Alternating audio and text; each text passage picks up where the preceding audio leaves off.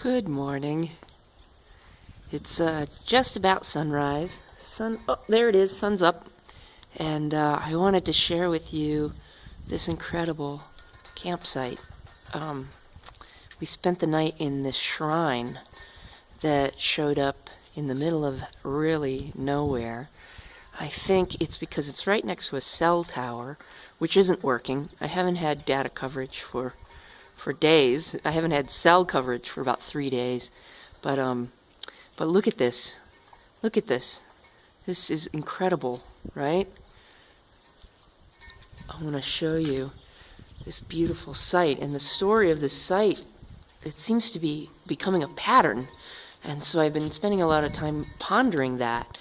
That when I'm in kind of deep trouble and really have to camp, along comes a shrine in the middle of nowhere. And this was one of those situations where yesterday we got started a little late because there was a storm in the morning. I can't pack up in a storm. And then we had a flat. And then we walked, and we had wonderful interactions on the way. But we went to this village, and on the way to the village, it's very interesting because I had woken up cranky. I was having a lot of negative thoughts.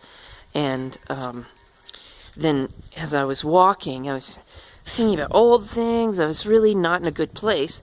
I started to pass factory farms, and now I have not seen a village for days.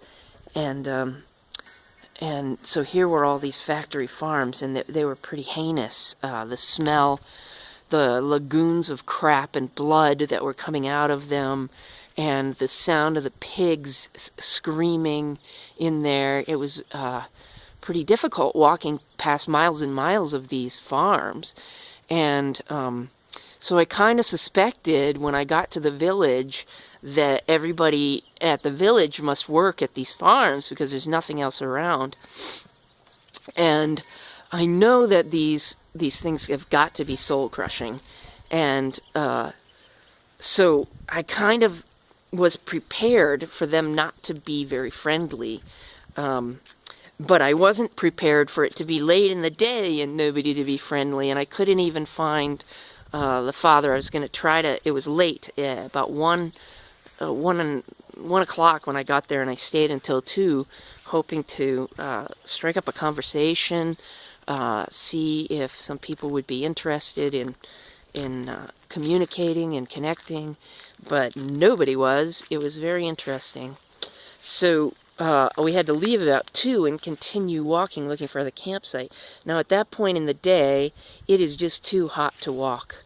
It is just crazy hot and dangerous. And we were feeling Kike had to be carried because he wasn't feeling good. He was panting and drooling and trembling, so I had to put him on the cart and carry him. And then we were going up and down hills on these dirt roads. Look at I'm under a giant cross. There it is. But look, we got to camp inside last night. It was the bomb diggity. But anyway, so we're walking along. We can't find any place to camp. Everything's got fences. It's all agave. You can't camp at agave. There's no shade. And I'm starting to get really freaked out. And a delivery man comes by. He delivers juice and milk and things like that. And he stops, and we have this incredibly loving exchange. And he gives me a prayer card and a half a gallon of sugar-free orange juice, which I proceeded to guzzle.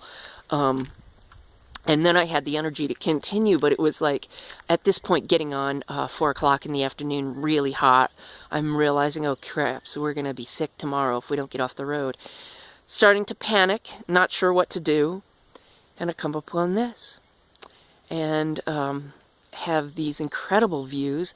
I'm not sure that you can see them, but I wish you could. We've just got vistas, just gorgeous mountain views for miles and miles around.